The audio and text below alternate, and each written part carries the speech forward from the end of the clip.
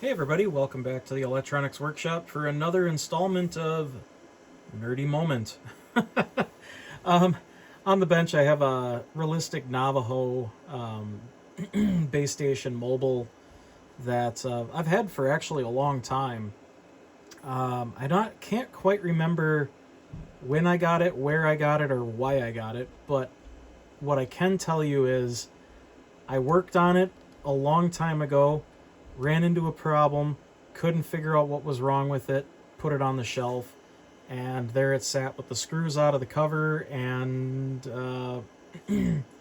partially repaired, I guess. Anyway, so I finally dug up all the pieces for it and sort of made it uh, almost 100% whole. But I decided, you know what, it'd be kind of fun to get into this one. This is a model TRC-458. Radio Shack sold a lot of realistic items back when Radio Shack was Radio Shack, and unfortunately, oh man, I wish Radio Shack was still around because that would be so helpful in this area. But I don't think we're gonna ever get back to those days. So let's talk a little bit about this. This is a CB radio. It does AM as well as sideband. It's your standard 40 channels. When I got this radio, it had some modifications done to it. It has a hole drilled in the back where there was a rotary switch installed for extra channels. I had removed that years ago and kind of put it back to being factory, but it never quite worked right, and I had some issues with it. So I've been taking some time and trying to figure out what exactly have been all the issues with it. I have gone through the steps of now cleaning it, really, just to make it a little more presentable, because it was gross. It had a lot of like blah, all over it. So I cleaned it up pretty good. It's not perfect. It's got some dings and chips and dents, but excuse me. But it's potentially a good radio to go through, mainly because it has sideband, and honestly, that's what kind of makes it worth getting into. I've got some other CBs that are all AM that I've been slowly plugging away on, but I don't like to stick a bunch of time in them because they're not as desirable and people don't really want to spend money on them. So this is kind of one of those that I may hang on to, or I may put up for sale. I don't know yet. I'll get some use out of it. But there's a few things that I've already gone through and done, mostly preliminary testing, verification, just some other stuff. And I have hooked this up to the station analyzer, the communications analyzer, and gotten a baseline on a few things. Things that do work, upper and lower sideband seem to be working correctly. Generates good RF power. It receives quite well. I did go through and give it a little bit of an alignment on the PLL, so I got that calibrated in, and it seems to be working quite well. I did notice that this has a clarifier modification done to it, so it tracks the receive and the transmit, which I don't have a problem with. I kind of actually find that to be necessary with sideband operation. So that's been handy to have. I've been enjoying it on the bench here and making some contacts on sideband. As you can see, it's on 37 and whatever. Years ago, I must have done some LED modifications to this, and I've kind of outgrown the whole let's put colorful blue lights and purple lights and strobing things and things, just because, I don't know, it's kind of annoying. It's not my flavor, it's not my thing. But I did go ahead and switch out the meter backlight LED with a white cob that looks quite good. It has really nice diffusion for the meter. It's quite bright and easy to read now. But I did have a red LED on this as well for transmit, so as you can see, it switches over to red. I may have to put a little bit of a resistor across the white LED because it does dim slowly as something is discharging. not that big of a deal, honestly. It doesn't bother me. So no other modifications as far as I can tell have been done to this radio other than the clarifier, and then me undoing the rotary switch stuff for extra channels. So kind of putting it back to being factory 40 channel operation with the exception of the clarifier. It works well. I like it. Some people might like having all those extra channels, but I don't really have any use for it. There are other radios that can do that much easier than this. So, with that being said, working through some of the processes on this radio, sideband is working.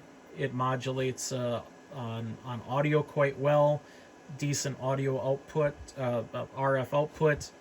The receiver is quite sensitive, so I'm very happy that that's working good. But AM is not cooperating on this radio, and there's a few things that I've been working through on that, double checking the regulator circuit that handles AM modulation. It does generate AM as well as modulate, but it does not generate RF. So there's a few things that I have to look into. There's two ICs. I think it's IC3 and IC2. Those potentially could be a problem.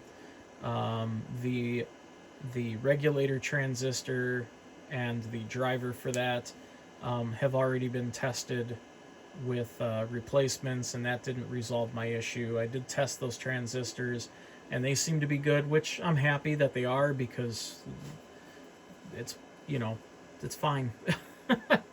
I did change up the regulators on this to a non-insulator requiring type that I had on hand, so they're cooperating fine, staying nice and cool. So the relays have been cleaned, all the potentiometers have been cleaned. The radio has been pretty much cleaned with the exception of the inside, could use a good scrubbing. But let's go ahead and take a little look above, and I'll try to zoom in on some things to show you what I've got going on here. It's still a work in progress. It's going to take me some time because it's been a little interesting. So yeah, it's a little dusty and still cruddy looking in here, but that'll be cleaned up soon. Power supply, I recapped that years ago, so I'm happy, and that's okay. These green capacitors that are in here are not a very good brand. I think once I kind of go through and test out some more stuff, maybe I have a capacitor that's wonky, but I'm probably going to go ahead and recap this radio.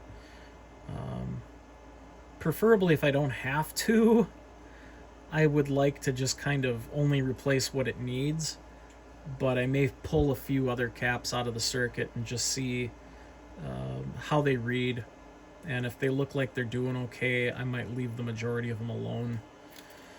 PLL's already been done, seems to be okay.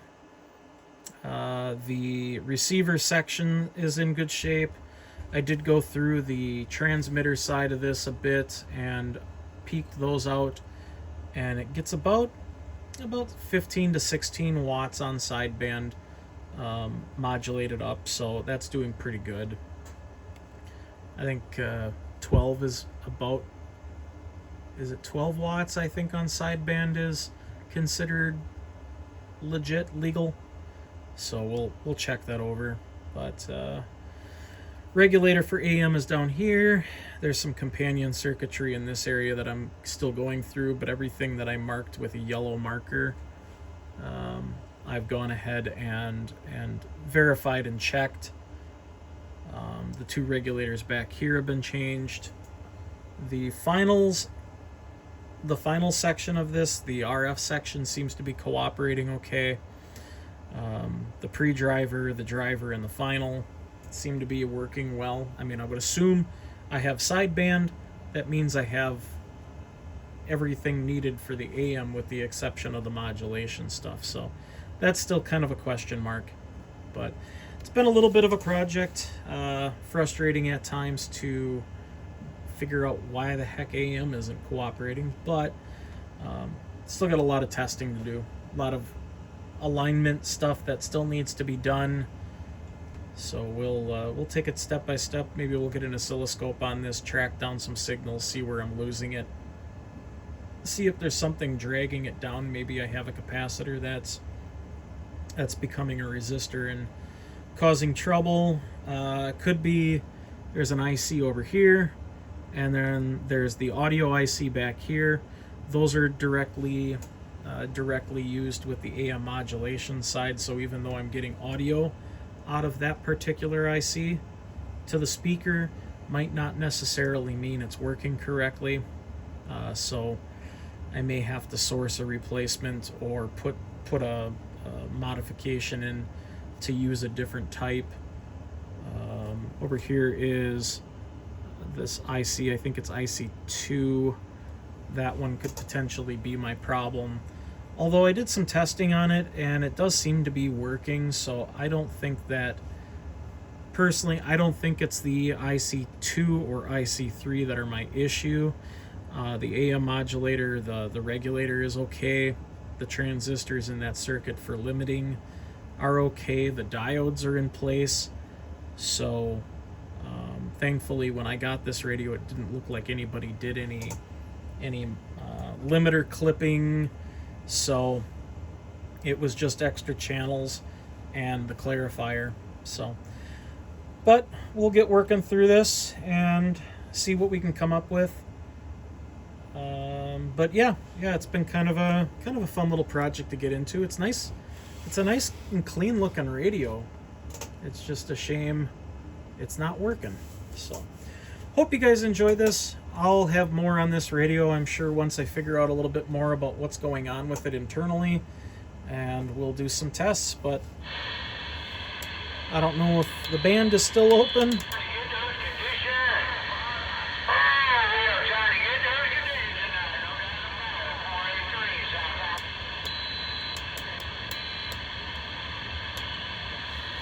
Yeah. Sideband traffic's been a little bit down.